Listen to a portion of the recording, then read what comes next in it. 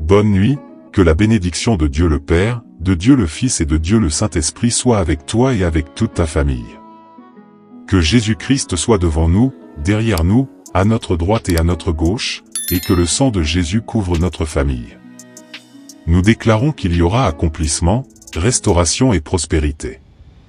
Nous prions également, Père, pour qu'il y ait guérison dans la vie de toute personne souffrant d'infection ou d'inflammation, et nous proclamons la santé sur la vie de cette personne. Je prie aussi, Père, pour que chaque maladie se soumette à Jésus-Christ, chaque douleur se soumette à Jésus-Christ. Je prie, Père, pour que toute personne affrontant un problème familial, des difficultés avec son enfant ou dans son mariage, reçoive une intervention divine. Que la paix de Dieu entre dans la vie de cette personne.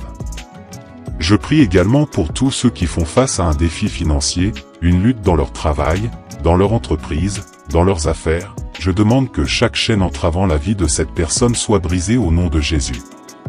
Que chaque envie, opposition, parole maudite et négative lancée contre cette personne soit annulée au nom de Jésus, et je demande ta bénédiction, Père, sur cette personne.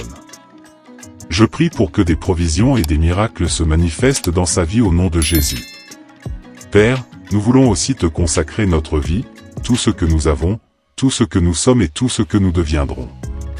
Que tes projets, tes plans et tes rêves prospèrent et prévalent dans notre vie. Nous voulons que ta volonté, ô Dieu, s'accomplisse en nous au nom de Jésus. Que Dieu bénisse ta vie, que Dieu bénisse ta maison. Dieu m'a donné un message, il est essentiel de donner davantage à Dieu des offrandes de gratitude à travers nos paroles, nos prières et nos déclarations. Une grande partie de nos prières sont des demandes, et une grande partie de nos conversations ne sont pas empreintes de gratitude. Nous discutons souvent de manière intentionnelle ou même anodine, nous parlons de football, de business, de l'avenir, de politique, des actualités, mais, en réalité, il est rare que de nos lèvres sorte un simple « merci, Seigneur » ou un mot de gratitude. Nous devrions nous réjouir de tout ce que Dieu a fait pour nous, de tout ce qu'il nous a donné. Si tu prends le temps de réfléchir, tu verras que Dieu a été bon avec nous. Combien de fois avons-nous vécu des moments d'honneur, reçu des prix ou été reconnus par les autres? Te souviens-tu de la simplicité et de l'humilité avec lesquelles beaucoup d'entre nous ont commencé? Je crois que nous avons beaucoup de raisons d'être reconnaissants envers Dieu, de dire « Merci, Seigneur ». Dans mes réflexions, il m'est venu des instructions puissantes de Dieu pour notre vie. Là où nous ne réussissons pas à exprimer notre gratitude, cela révèle souvent un problème caché en nous. Peut-être que tu dis ne pas avoir ce problème, mais si c'est vrai, pourquoi n'as-tu jamais remercié pour les bonnes connexions et amitiés que Dieu a placées dans ta vie, pour la chance de te lever chaque matin pour aller travailler, pour le privilège d'aller au restaurant et de pouvoir payer la note, d'aller au supermarché et d'acheter tout ce dont tu as besoin. Dans la vie, nous devons apprendre à être reconnaissants, même pour la santé et l'air que nous respirons. Un témoignage que j'ai entendu raconter l'histoire d'une personne qui, après un accident, a remercié Dieu pour la vie et a passé plusieurs jours à remercier, mais a ensuite repris sa routine habituelle. Cependant, lorsqu'une autre personne proche d'elle a été hospitalisée entre la vie et la mort, cette personne a commencé à remercier Dieu pour la vie. La Bible, dans le livre des Proverbes, nous encourage à visiter la maison du deuil, car c'est là que nous réfléchissons à la brièveté de notre séjour sur terre. Dans Jacques, la Bible nous dit que notre vie est comme un souffle qui passe et disparaît. Sommes-nous reconnaissants envers Dieu, ou bien sommes-nous trop préoccupés par les problèmes et les adversités, oubliant ainsi de dire merci à Dieu? Nous vivons simultanément dans plusieurs mondes, le monde physique, le monde spirituel, le monde digital.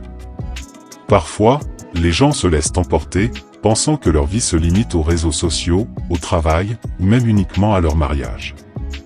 En réalité, nous devons être reconnaissants dans tous les mondes où Dieu nous place, dans le monde spirituel, dans le monde naturel, dans le monde des affaires, et même dans le monde numérique.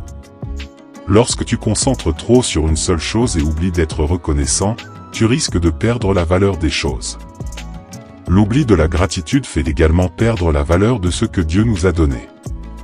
Quand Jésus a multiplié les pains et les poissons, il a pris le repas d'un enfant, l'a béni, et l'a multiplié pour nourrir des milliers de personnes.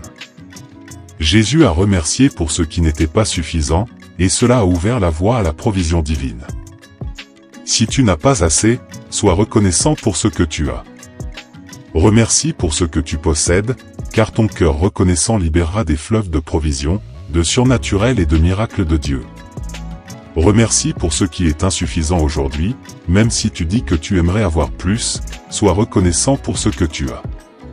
Arrête de murmurer, de te plaindre de ton employeur ou des gens autour de toi, car cela peut bloquer ta vie. La gratitude est un principe spirituel puissant.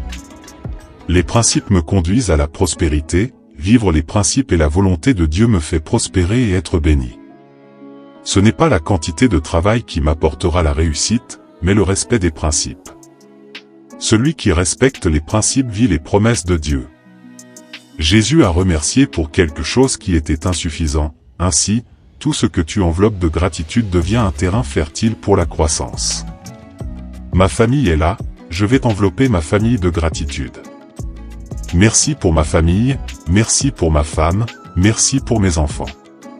Quand je fais cela, je vivrai la croissance dans ma maison.